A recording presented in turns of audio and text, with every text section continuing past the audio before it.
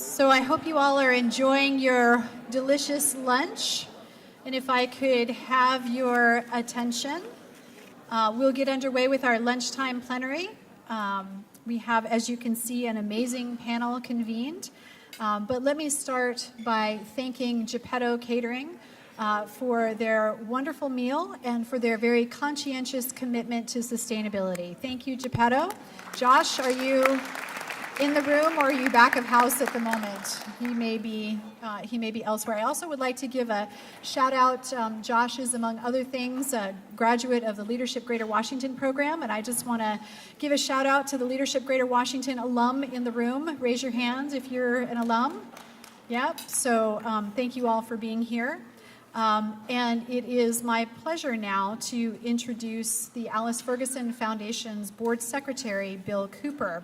So Bill may be a familiar face to many of you because he spent 40 years with the Bank of America and its predecessors, and for the last nearly 2 decades was in leadership roles as the president of the Baltimore region, Greater Washington, D.C., and the Mid-Atlantic region. And in addition to his leadership roles with the bank, he's chaired the Maryland Chamber of Commerce, the United Way of the National Capital Area, the Greater Washington Initiative, and the Greater Washington Board of Trade. He's also served on many nonprofit boards in Washington, Baltimore, and Virginia, and is currently affiliated with Goucher College, MedStar Health, the Virginia's Bankers Association, and the University System of Maryland Foundation, of course the Alice Ferguson Foundation, and continues to be very active with the Maryland Chamber of Commerce and the Greater Washington Board of Trade, which is one of the reasons that I've asked Bill to provide an introduction to our panel moderator, who was also last year's keynote speaker. Bill.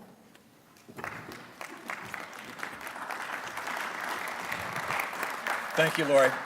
It is my privilege to introduce to you all this afternoon Jim Diniger, who's the president and CEO of the Greater Washington Board of Trade, which is the leading business organization that's focused on regional issues affecting the climate for business in the metropolitan area.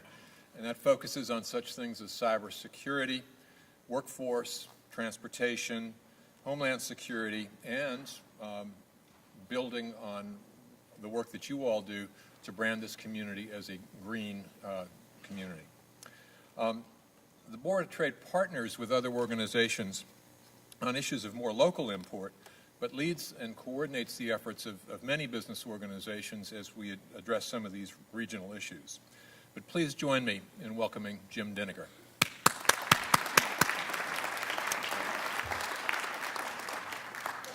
"10 years of the trash treaty, 10 years. 10 years. And things have gotten better. Did you see those pictures, the photographs of the Anacostia? You scratch your head going, seriously, that's not the Anacostia I know. It's not the Anacostia that people think about when they hear the word Anacostia and the Anacostia River. But it is a waterway that's becoming more and more of a jewel of the Greater Washington region, alongside the Potomac.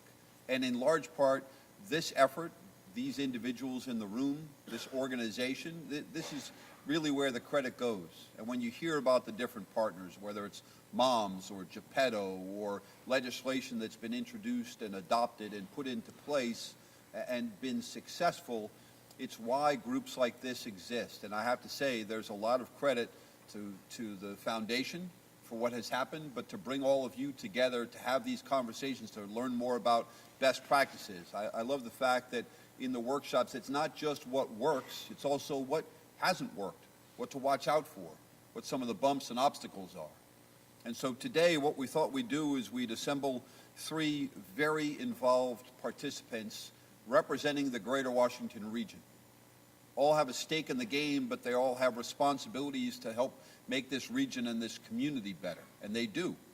And so we're going to start off with brief remarks, about 10 minutes or so from each of our panelists, and we'll engage them in some conversation, then we'll open it up for question and answers. I'd like to start right off with our first speaker, and we will then turn him into a panelist, the Honorable Rashawn Baker III. During the county executive of Prince George's County's tenure, Mr. Baker has concentrated on improving the quality of life for county residents. His Transforming Neighborhoods initiative has included a focus on cleaning up trash in communities most in need, Under his leadership, Prince George's County has once again led the state in diverting waste from landfills. The county's yard waste composting program processes more than 50 tons of material annually, and the county's innovative public-private partnership approach to stormwater management has earned widespread accolades. Ladies and gentlemen, please join me in welcoming the County Executive for Prince George's County, Rashern Baker.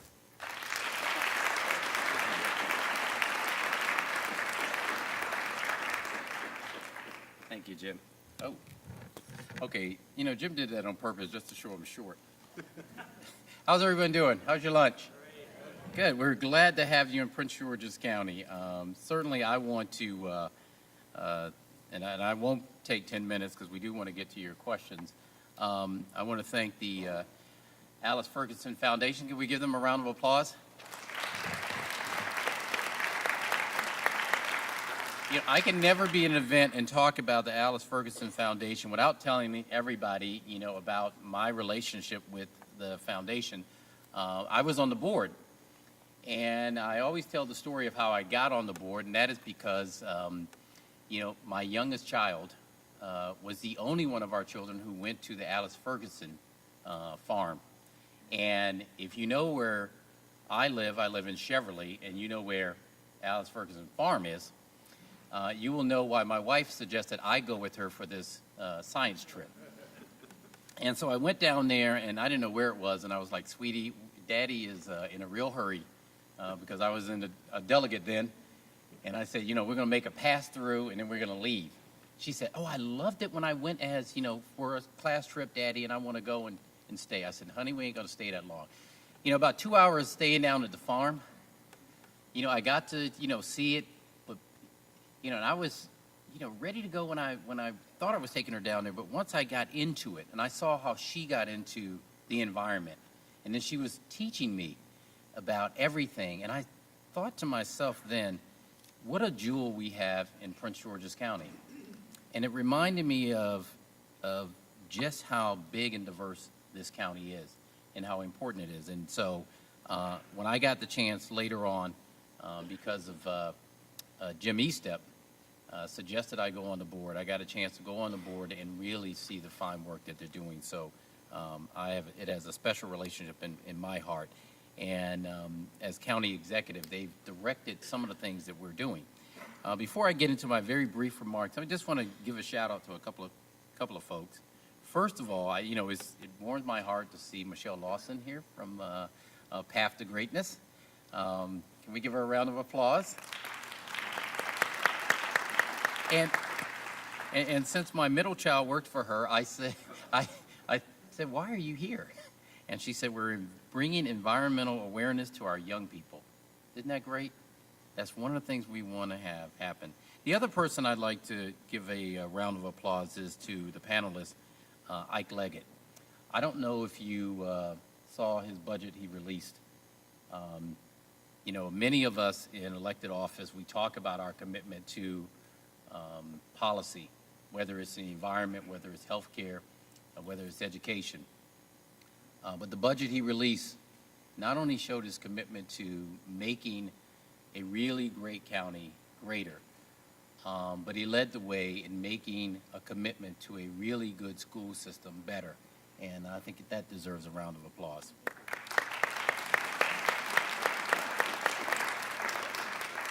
So real quickly, the work that we're doing. One of the things that I made as a campaign promise and a priority is that we wanted to make Prince George's County green. We wanted to lead in the green economy. Now, I will admit to you, I didn't know anything about what that meant. And I probably still don't. But I had enough sense to bring on some really, really smart people and to help us do that. The one thing I was able to decide as county executive, if we're going to make a commitment to the environment and to the county's place in it, then we needed to have a department of the environment. This didn't need to be a side issue for us. We needed to commit ourselves to that. And so when I took over as county executive, there was no Department of Environment. There was the Department of Environmental Resources, which handled a myriad of things least of which was really a commitment to the green economy and making Prince George's County a leader in these things. And so we spent about the first 3 years, really first 2 years, of how do we make this happen. And I was convinced it needed its own separate department. In order to do that, we had to move some of the things that were in that department out. And so we were able to do two things that have helped this county move in terms of development and our growth. One is we were able to really develop the Department of the Environment, which Adam Ortiz is the director, and help create this agency. And the other is our Department of Permits, Inspections, and Enforcement, DPI, which made all the permitting things in one. But it allowed us on the environmental part to focus like a laser beam on these things around the county that would help us be more green. And we were able to do it. It helped us create. And then the other thing we did, which really tied into it, is as Jim talked about, our Transforming Neighborhoods Initiative. The Transforming Neighborhoods Initiative are the 6 areas in the county where we have challenges. It just so happened that those areas are inside the Beltway areas of Prince George's County. And they were right near the district line or Montgomery County line, but they're also near metro stops. So one of the things that we focus on our development and growth is how do we make sure there's sustainability in established neighborhoods near a metro system and near where infrastructure is already in place. Didn't mean we weren't developing outside of those areas. It meant our focus as a government was going to be in these areas. And that way we were able to tie the environment and growth and development together. And that helped us when we created this department. So some of the things that Adam and his team have been working on is what they call SMART, a strategic multi-agency response team. It's comprised of our Department of Environment, our Department of Public Works and Transportation, Department of Permits and Enforcement, our Health Department, Environmental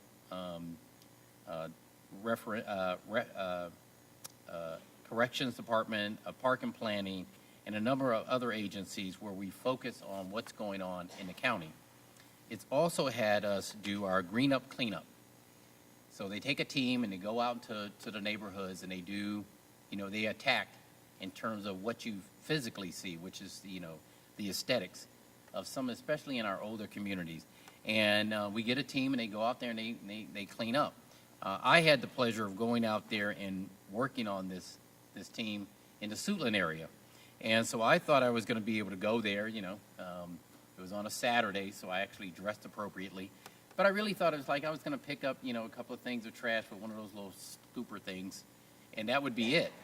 I didn't realize that is much more, intense than that. And that is we looked at parks that for years have had not only trash in there, but it's compacted down to where they were unusable anymore.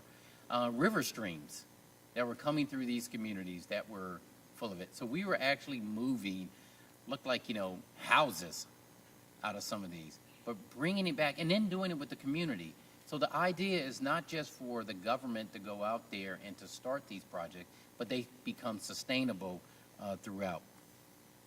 The other thing is we've looked at they've been working on our managing our landfills, making them, more productive. The biggest thing that we've had is our stormwater management. We're working on one of the largest public-private partnership to remediate storm water damage throughout the county. This is something that, we took a lot of heat for, especially in the beginning of this past administration, the current gubernatorial administration. That is, we had started this project with Corvius to work on this multi-year project to clean up stormwater throughout Prince George's County. And there was a bill in Annapolis to actually do away with it. And so for a while, our project was stalled because we didn't know what was going to happen in Annapolis. Now, mind you, we're smart enough to know that it is a federal mandate. And so therefore, unless the state legislature was getting rid of federal government mandates, we knew it was going to happen, but you didn't know what was going to happen in Annapolis. As it turned out, things stayed the way they are, and we're moving forward with that project, and it's going to be one that's going to not only get businesses involved and create job opportunities, but also get people in Prince George's County involved in it. The other thing we put in the budget this year was for tree canopies expansion throughout the county. That sounds like a little thing when you look at our budget, but it's a big thing in terms of our commitment throughout the county. Was one of the things that we put in. We also expanded and hired a position for sustainability to make sure that these things that we're starting under this administration will carry over into the next administration. And the last thing that we put in this year's budget that, at least, from my vantage point, didn't sound too controversial, but turned out to be very controversial. During our budget process, and I did learn this from my good friend Ike Leggett, and that is, before we submit the budget, we go out and we talk to the community. For the last several years, at least for the last 4, we get a gentleman from the southern part of the county who would talk about, our trash collection and the fact that we actually do 2-day-a-week trash collection. And he's been saying, the county's been looking to save money and all of that. And he's been suggesting this, once-a-week trash collection. So about the 4th year of this person coming up and saying the same thing, I said, well, you know what? Does any of that make any sense? And I motioned over to Adam Ortiz and I said, does that make any sense? And are they doing it elsewhere? But lo and behold, we found that a lot of people are doing it around our surrounding counties. So this year, we actually put into the budget to switch our trash collection to once a week in those areas where the county has. In addition, what we're going to do is provide receptacles for individuals out there to put this in. It will save the county around $6 million, and it will help us. But when I presented it, I thought it was a great idea. Other places are doing it. And we're right now talking to the county council because a few of them don't like the idea that we're going to go from one day a week to 2 days a week. And from 2 days a week to 1 day a week.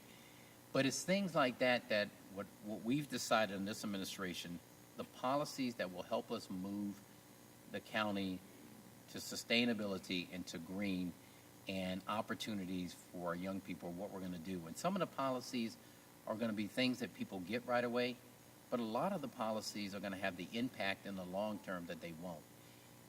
The role for us in government is to know the difference. To know the difference in meaning that in the short term there may be pushback, but in the long term, these are the things that will help the county. And so this is the direction that we've tried to go in, and I look forward to answering your questions. Thank you.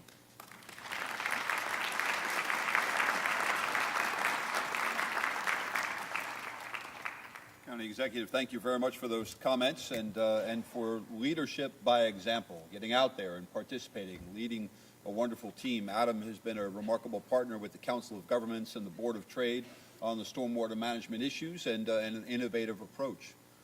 Now, by a show of hands, how many of you watched the University of Maryland Terrapins men's or women's basketball in the last week? By a show of hands, nice and high.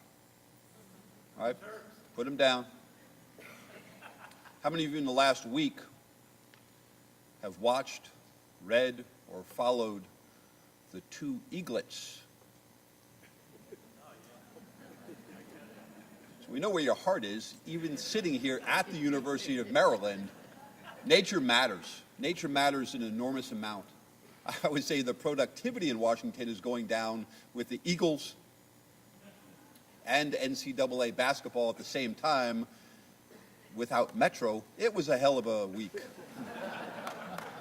But having said that, what you do is of interest to everybody, not just the millennials who certainly want to participate in the community, not just the business community that wants more to be able to highlight, to have people move here. Frankly, just the quality of life, the existence. It's cherry blossom week in Washington. This is a remarkable time. Spring is here, and everything we're talking about in terms of making better use of the river, not development of the river, but better use, the ability to enjoy it by cleaning it up, by having the trash picked up, by having the collaboration between business and local governments and environmentalists and many more. That's what this foundation has done. It's what I think this overall effort has brought together. And one of the champions, really one of the champions in this region, is County Executive Ike Leggett. As he enters his second decade as Montgomery County Executive, Mr. Leggett has built a formidable list of firsts. Under his leadership, the county implemented the first MS4 program in Maryland, implemented the state's first and only bag law designed to reduce litter and protect the environment, and initiated the county's Green Business Certification Program. He was a strong supporter of the styrofoam ban, which took effect at the beginning of this year, and he has also required the Montgomery County government buildings to be LEED certified, which, among other things, encourages the use of recycled materials. You have a leader among us, a leader by example. Please join me in welcoming County Executive Ike Leggett.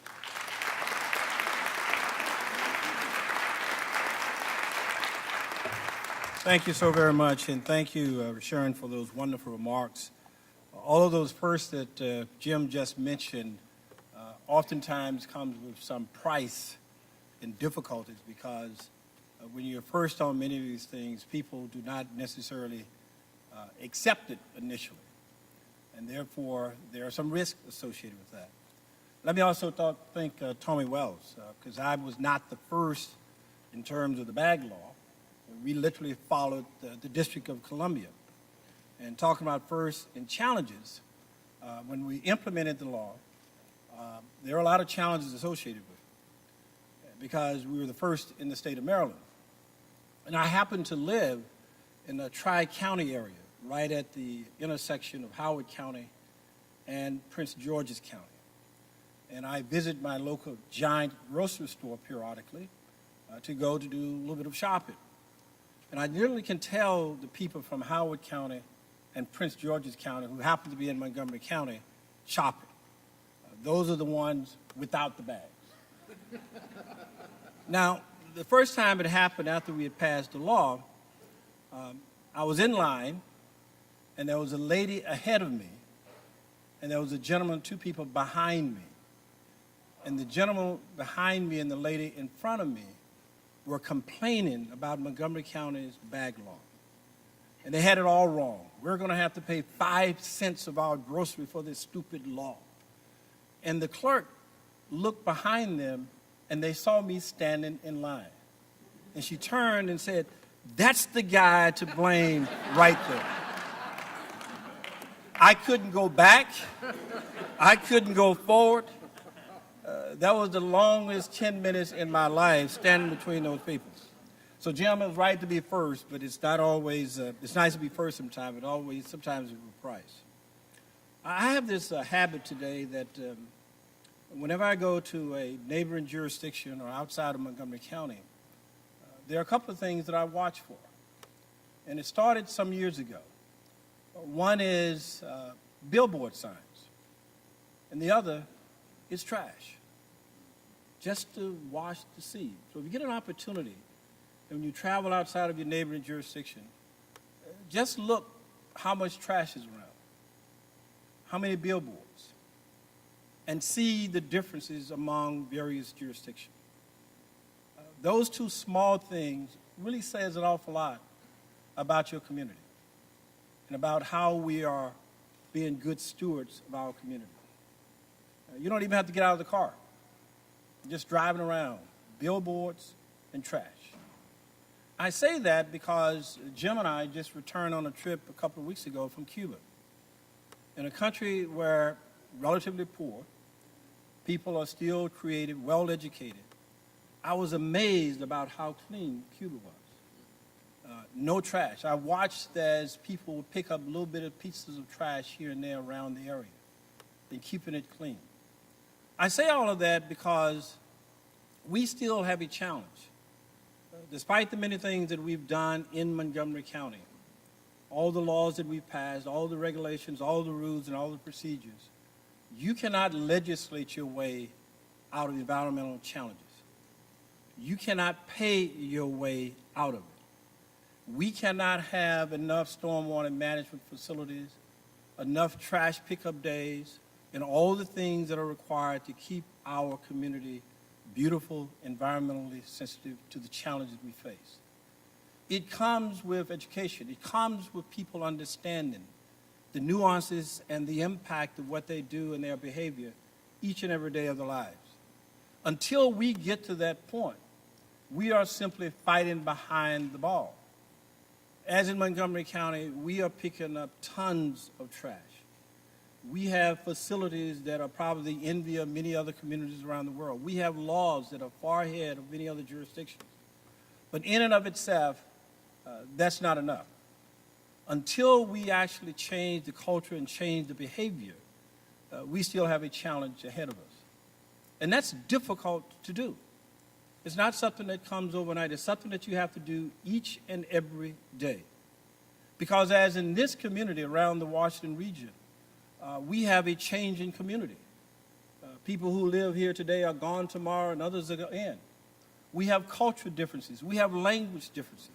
And so you have to constantly educate the community about the impacts of what it is that we're doing.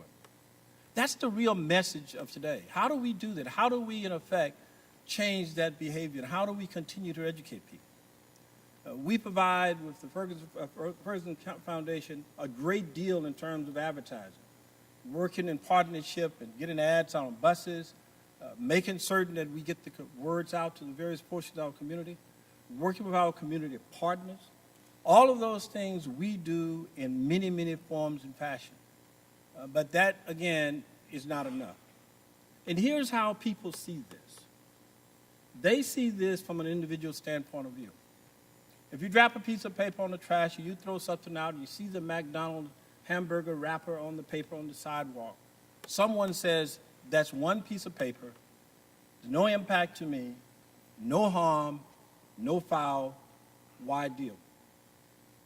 It's not a problem. Because we don't see the 11,000 tons of trash that we are picking up in Montgomery County. We don't see the cost behind all of those things that we deal with each and every day.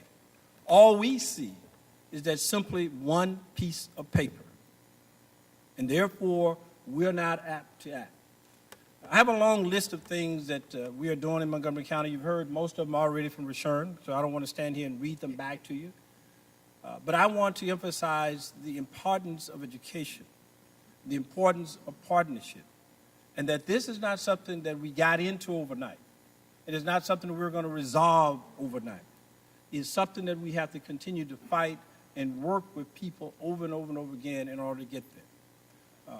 I recall years ago when I was on the county council as a council member, I helped establish for Montgomery County a goal of recycling of 50%. 50%. And people were just outraged. 50%? How could we ever do that? That's an impossible goal for us to get to. Well, in 2012, not as a council member, but now as county executive, I've established a goal by 2020 of 70%. We've exceeded the 50%.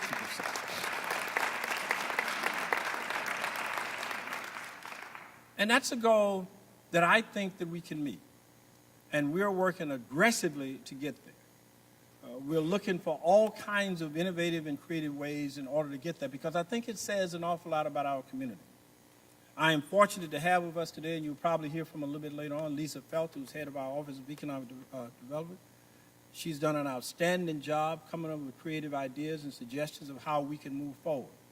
But all of Montgomery County is here to say that we are prepared to continue this fight, to work together, to make certain that we continue to pass progressive laws and rules and regulations. But keep in mind, our real task is to change behavior, to change how people think about the problems that we're facing, and to work together for continued partnership. I look forward to your questions. Thank you.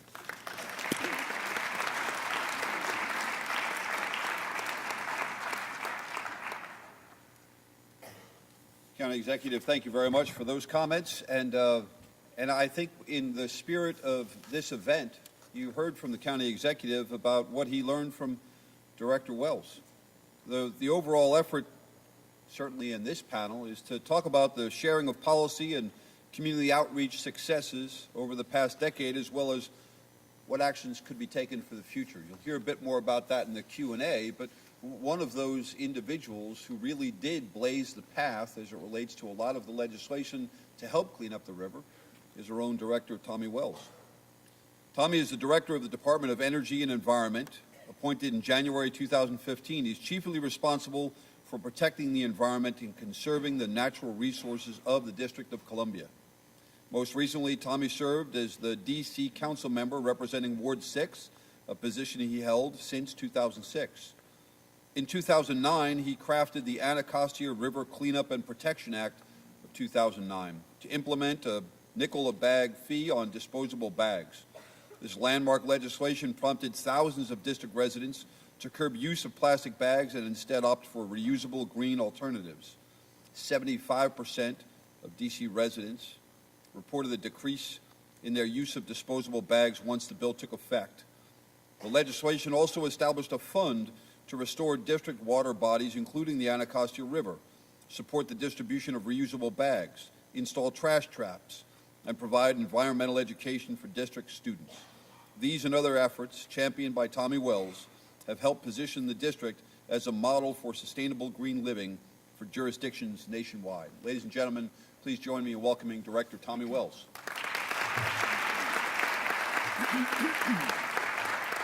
Thank you, Jim.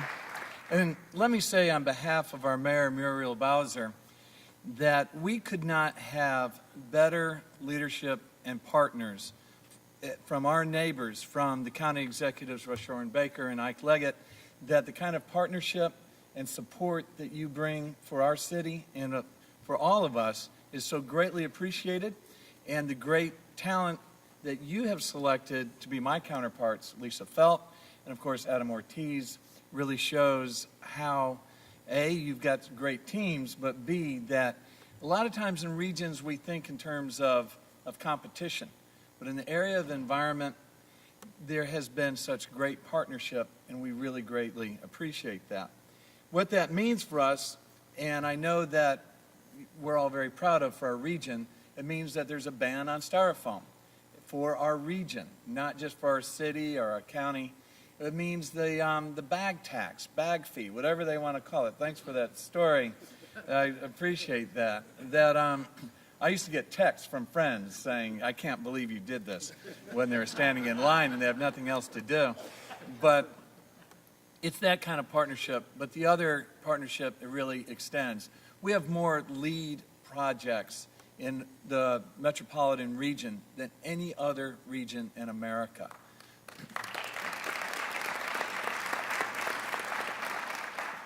And we just passed L.A. L.A. used to have 6 more Energy Star buildings than our region, and we have caught up, and the metropolitan region now has more Energy Star buildings than anywhere else in the nation. And that really reflects the values not just of leadership, but of who lives here, the values that you have, the messages that you bring, in order to really make that a priority for our region, and I'm very proud of that. Now, at the D.C. Department of Energy and Environment, some of the things that we've been involved in is that we have just released last Friday our remedial investigation report on the sediment in the Anacostia River. And we have, it's always unusual the kind of relationships you have in a federal city, but we did this in partnership with the National Park Service. And that's because the National Park Service owns the Anacostia River bottom, and D.C. government, or the D.C., our city, the district, owns the water. And so we have to work in partnership, and we are. But we have been taking samples, over 900 samples, down about 13, 15 feet with long tubes, and then pulling it up and seeing what's in there.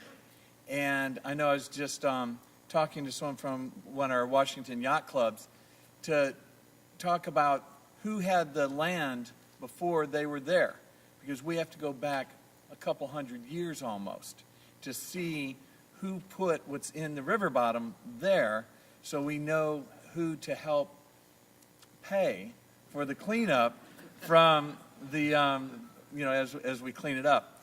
And, there's a number of initiatives, whether it be trash, TMDLs, all those things that we're involved in.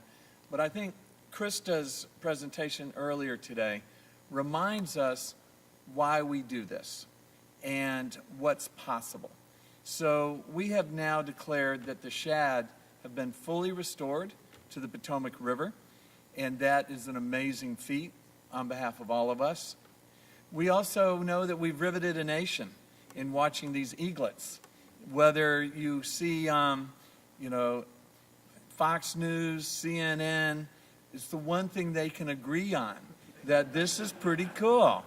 And so one thing they don't say is that the pair of eagles that is there with two eaglets is feeding almost solely on the Anacostia River.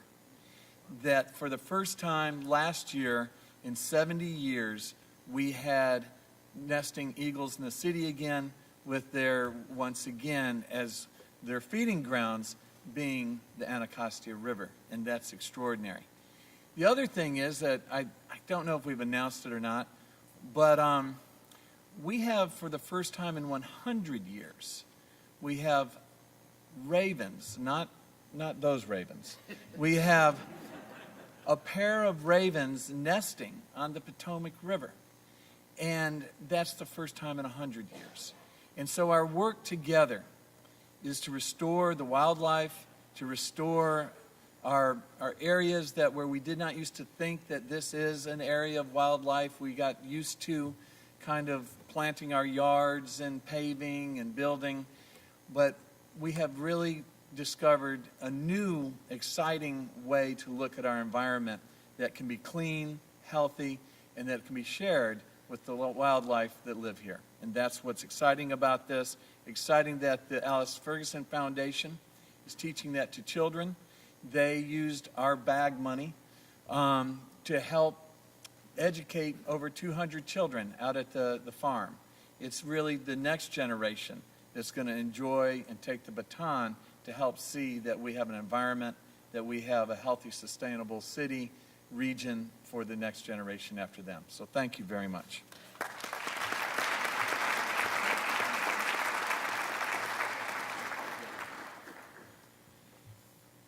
So the Greater Washington region is home to Marriott Corporation, Hilton Worldwide, Ritz-Carlton, Interstate Hotels are half owners of Jinjiang Hotels, or vice versa, the largest hotel company in China.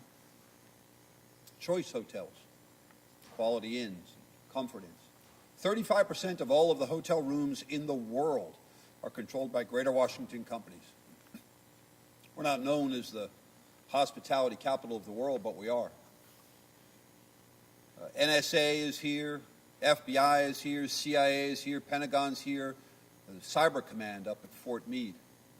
The Greater Washington region is the home to cyber. We have no competition as it relates to cyber anywhere in the country. Challenge is, Maryland says we're home to cyber.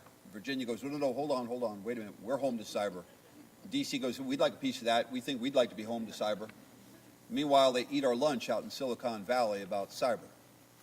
But when we act together as a region, when we brand ourselves, when we put the word out there, we are stronger than any other region, competitive with all of them.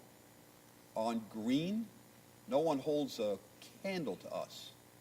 Think about it. We're home to U.S. Green Buildings Council, the EPA, the Environmental Protection Agency, the American Institute of Architects, more LEED certified square footage in the Greater Washington region than any other place in the country. Chicago had the lead for a while.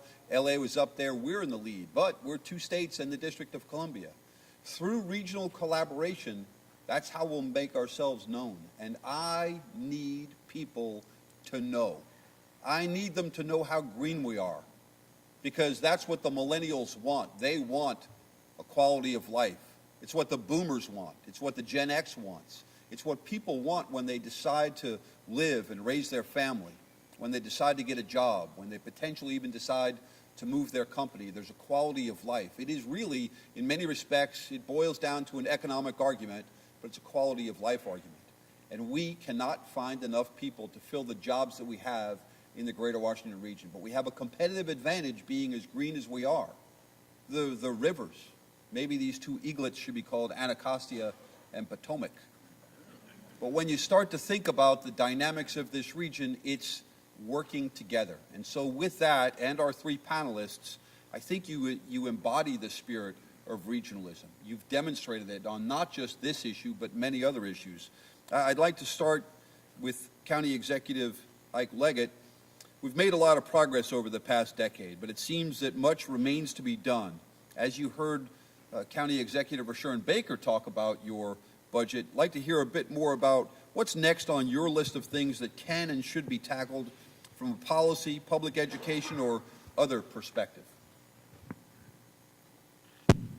Thank you, Jim, for the question. Let me not overlook the fact that, and I want to make sure you understand this, that government still has a very important role to play in helping to fashion the rules, procedures, and regulation related to the environment. There are a couple of things that I think that we are significantly looking at now. That is to make certain that we become far more energy efficient.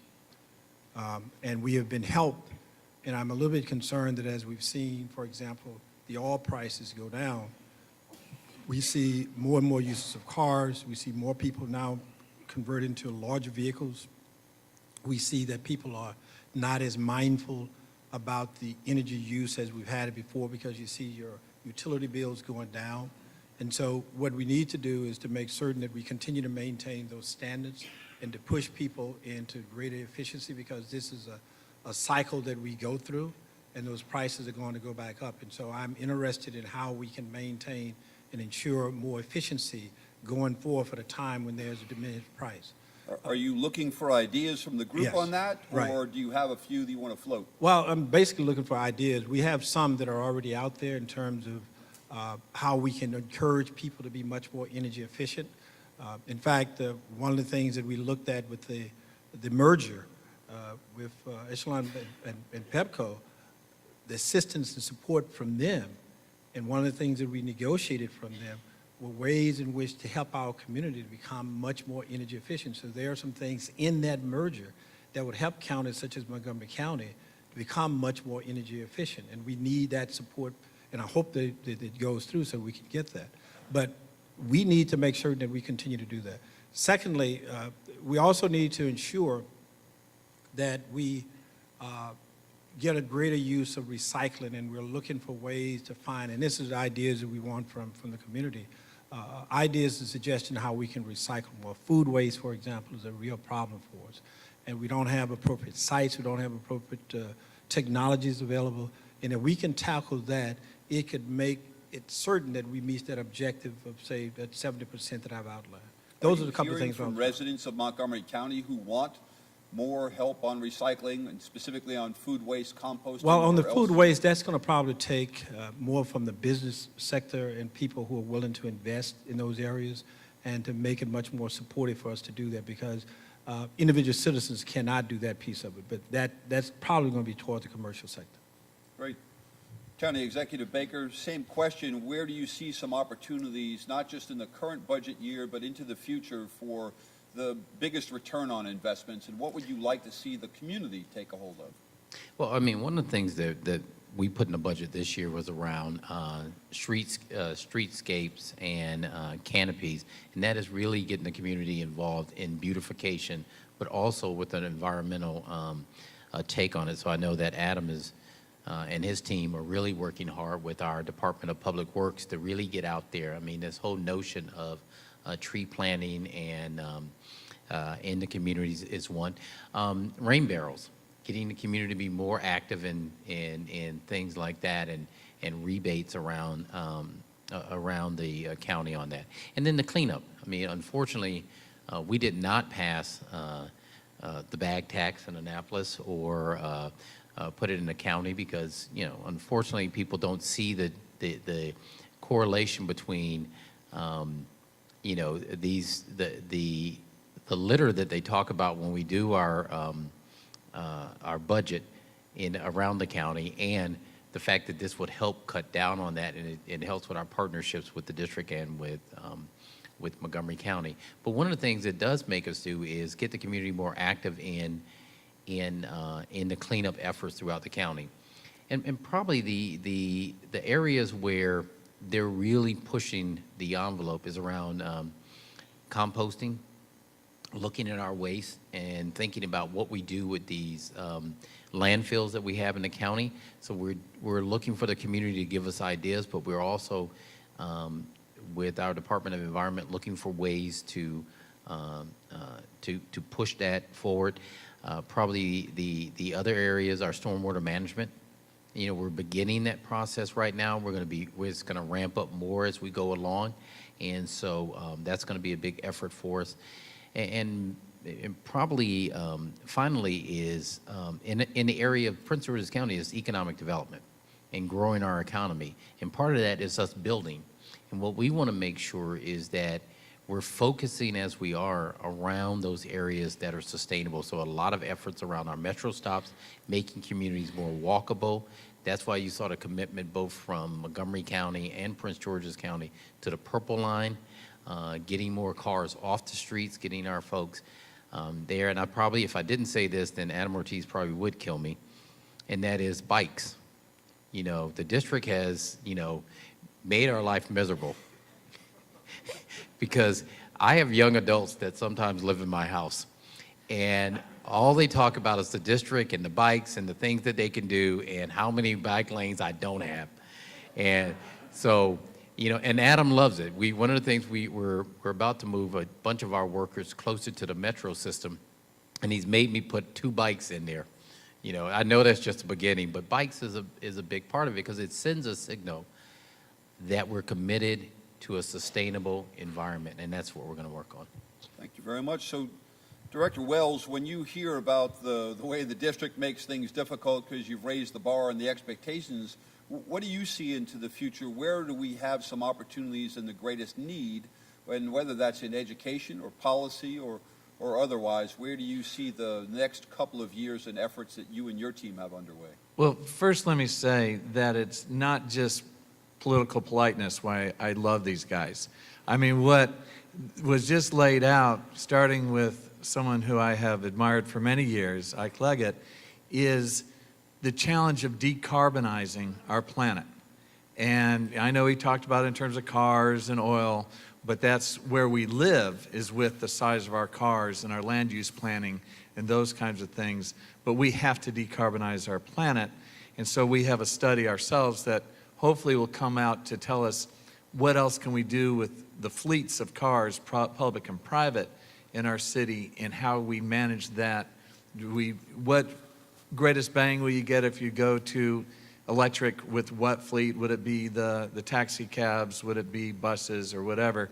But the idea of having to decarbonize when the cost of oil and coal has plummeted and gas is a challenge, and that's the only way it happens in any country, in any jurisdiction, is through leadership. And that is why I'm inspired to hear that, because we do have to do that. And then, of course, what Rush Oren talked about is the power of trees, that trees are magic.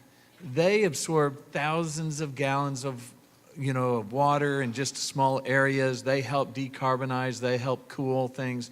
So we plant about 12,000 trees a year in DC.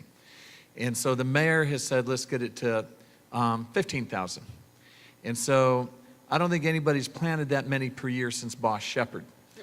And we're, to get to the extra 3,000, we have to ask non-traditional or traditional partners, but from the private sector, to help do that.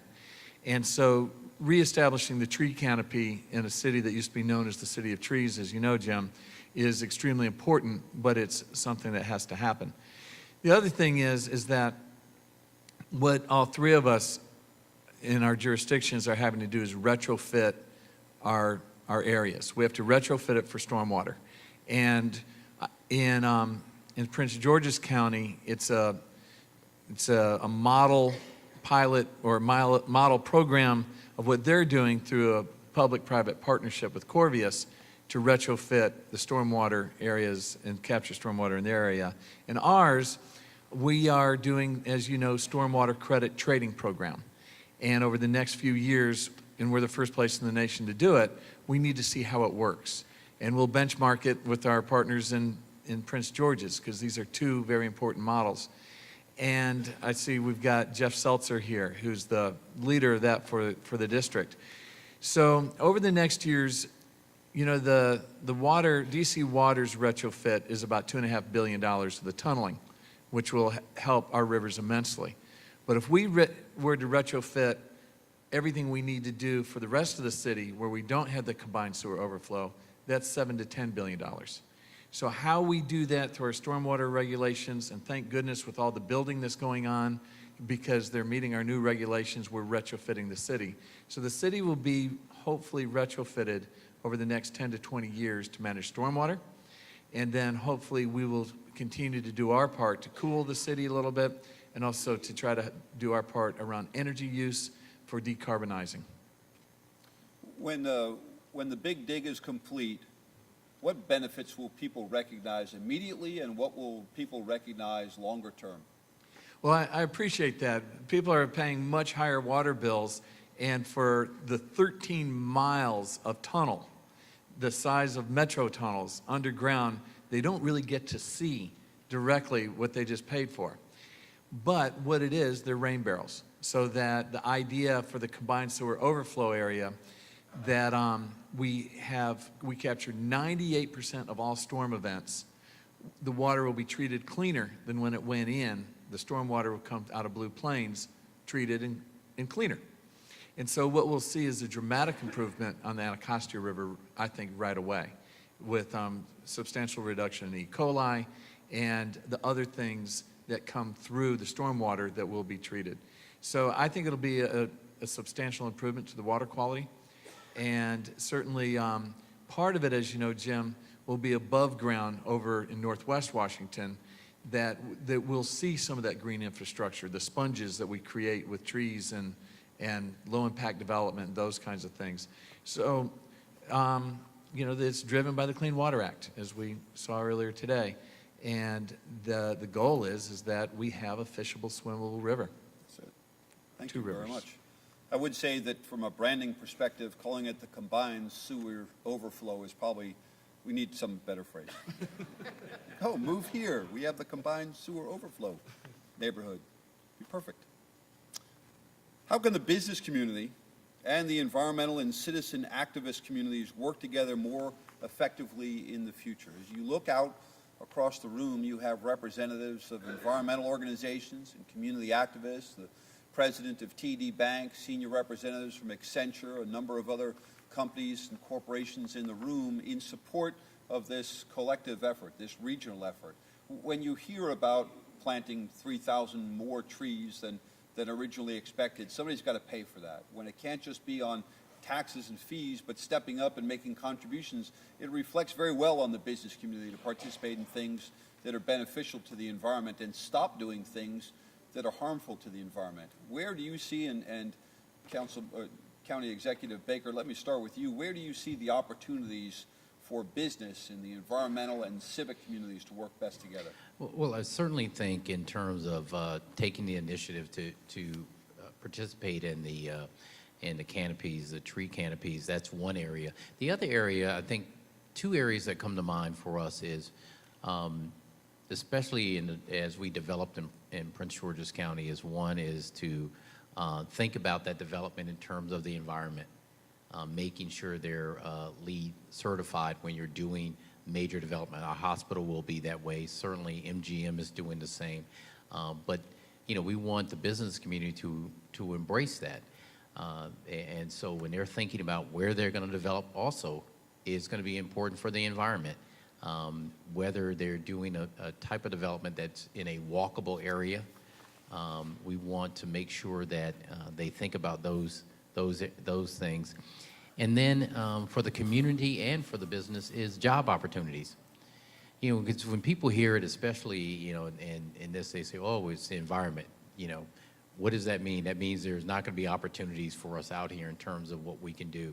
Well, the whole thing with the retrofitting and Corvius is going to be a lot of job opportunities for businesses to get into this area And we need to embrace that and let them know what those opportunities are. And so that's what we're looking for in our government, is to work and make sure, you know, I'm sure if, you know, when Adam goes out and talks to the faith community, which really had to have a big role in this whole stormwater management, you know, people saw the cost of it. What we had to get them to see is the working with us and the benefit to the community. Well, that's the same way. We want our businesses and our residents to be environmental stewards, and we want to show them that it makes good economic sense. The growth you've seen in our county over the last 5 years has been because we've actually done that. And so that's where we think they can play a role in helping us spread the message. I'll go right down the table for the partnerships between business, civic, and environmental. Well, part of the problem starts with a fundamental question of trust. On one hand, traditionally, the business community has been somewhat distrustful of those in the environmental community because they believe they want everything too fast, too soon, and that people in the environmental community do not understand the impact on jobs, economic growth, and development. On the other hand, the environmental community has taken a position far too often that the business community is simply concerned about the bottom line and profit and will cheat, steal, lie, and to do any and everything that is necessary to achieve that objective. And we end up working in that environment. That's the reality that we face. Now, in order to resolve that, either one of those extremes are not correct. But that's the point for which oftentimes the dialogue starts. And so the approach that I've oftentimes taken has been we need to be just a little bit more flexible. If, for example, you want to achieve greater density and you want to concentrate things, for example, in and around a smart growth area around Metro, it may be feasible to say we're going to give up just a little bit more density in order to achieve that, to get the bikeways, to get the more greener development, to get the LEED certified buildings, to get all the things that you want. And if, on the other hand, you are saying that we want to change environmental rules and regulations that would impact business, see whether or not we can phase those in over a period of time rather than to say we're going to do it immediately. It is those kinds of things in terms of all the policy, rules, procedures that we need to look at, take away some of what I believe of the levels of distrust, and try to work in a flexible arrangement.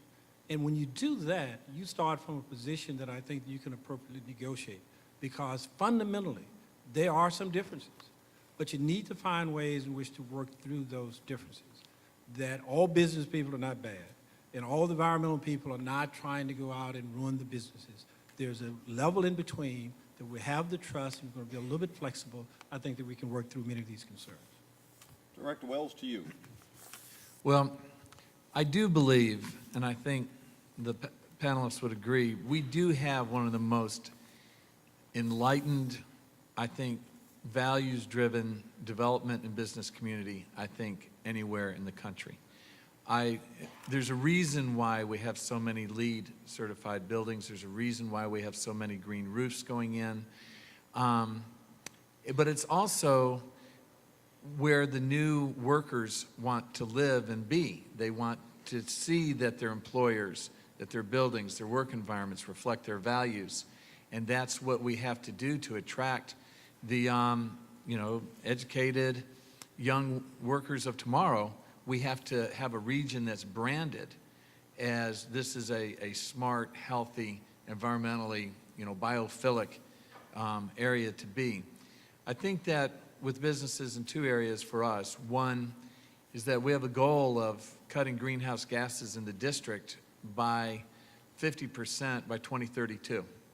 So the question, the degree to which we can get buildings to work with us to decarbonize their fuel sources for heating and cooling, but also to participate in the retrofits and the efficiencies that we'll need to get there, I think is very important. Businesses are going to be very helpful in figuring out our stormwater credit trading program.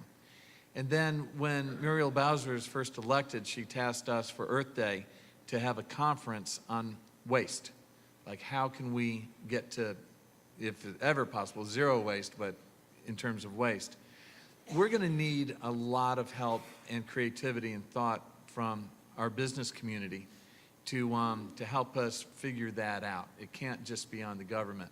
It's going to have to be through new partnerships and new strategies to reduce the amount of plastic and glass bottles, containers coming into the environment, to how do we manage, whether it be recycling or reduction, that the business community has to be treated as a partner in reaching those goals. Thank you very much. With that, I'd like to thank our panelists. I know we're going to be a little short on time, and I'm going to get Lori back on up here. But really, Lori, to you and your team for bringing this group together to hear from our 2 county executives, director of the Department of Environment for the District of Columbia, speaks to the regionalism of the effort. And by this combined effort, that's how things will get better. Please join me in thanking our panelists.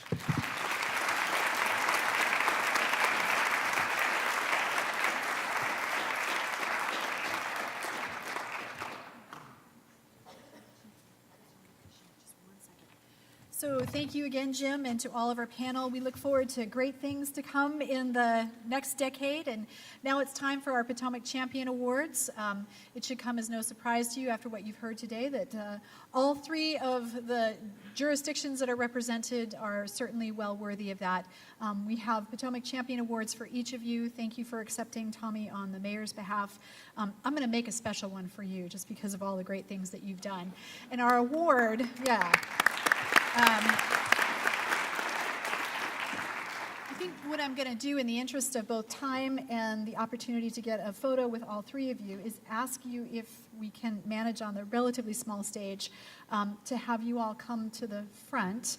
I will present you with the award, which is actually a beautifully crafted piece of something you want to take out of the Potomac, which is driftwood, as opposed to the things that we take out that we don't necessarily want to, but do anyway, which is trash. So I'll ask each of you to join me right up here. Jim, if you wouldn't mind helping me present these awards to each of you for the wonderful policy achievements that you have made over the last several years. So, Mr. Baker, for you. Let's see, we should have Mr. Leggett.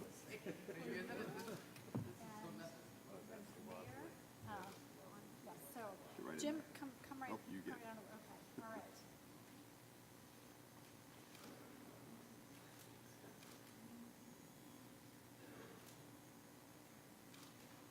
Please join me in a round of applause for our Potomac champions.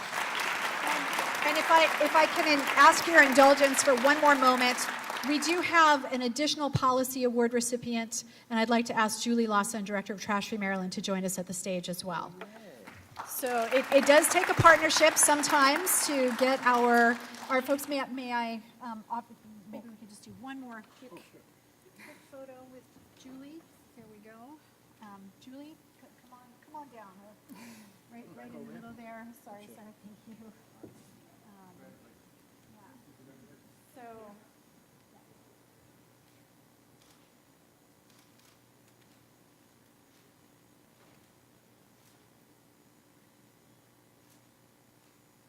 Great. All right. Thank you. Thank you so much. All right. Wow. Okay. No, All right. Thank you, sir. So we do have a couple of other Potomac Champion Awards. Julie's, I think we're all very aware of the wonderful things that Julie has done. Basically everything that you saw up there that was a policy achievement has Julie Lawson attached to it. So hooray, Julie. I'd like to ask Maurice Collier-Shabazz to join me at the podium. As our education partner and leader, he has led the Prince George's County's Phyllis E. Williams Elementary School in becoming a trash-free school with the ultimate goal of achieving green school certification through the Maryland Association for Environmental and Outdoor Education. He's a passionate and committed partner since 2013 and has actually been trained as a schoolyards as classrooms teacher. So, Maurice, please go. No, you first.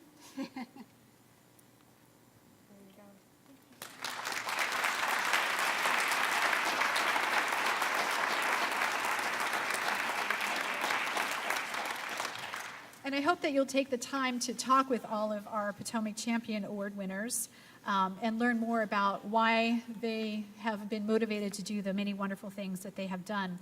I'd like to now ask our enforcement partners to come forth. This is the District of Columbia's Metropolitan Police Department 6th District. And I'm not entirely sure who's going to be receiving on. Jason Medina is going to be receiving the award on behalf of the 6th District. I will note that this is the, out of the last 4 times we have offered this award, some division of the Metropolitan Police Department has been the champion, and we appreciate their efforts. Under the leadership of Commander David Taylor, the 6th District has made a strong commitment to community engagement, including a focus on conducting a lot of community cleanups. District officers have led continual and effective litter enforcement in Ward 7, and they have just done terrific work, especially around illegal dumping and enforcement. So please join me in recognizing the Metropolitan Police District, 6th District.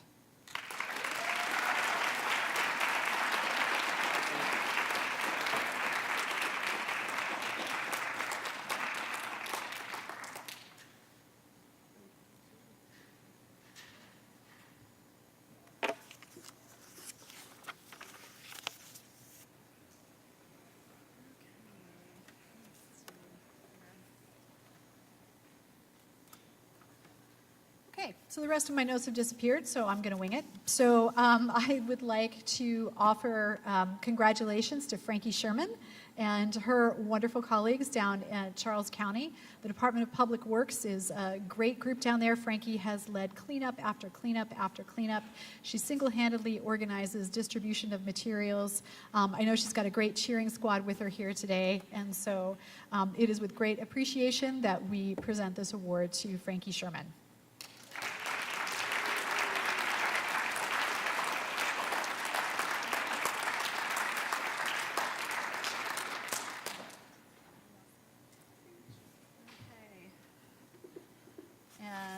Let's see, I think I have one more award.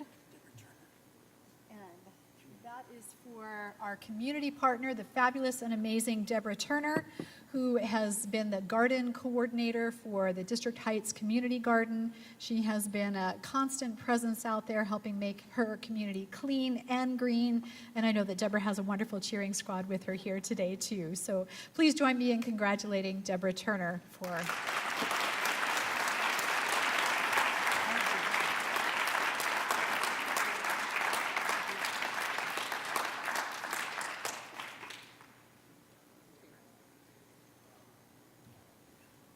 Okay, so that brings our lunchtime session to a close. Again, I want to thank Geppetto. Fabulous job, Josh. Thank you to you and your team.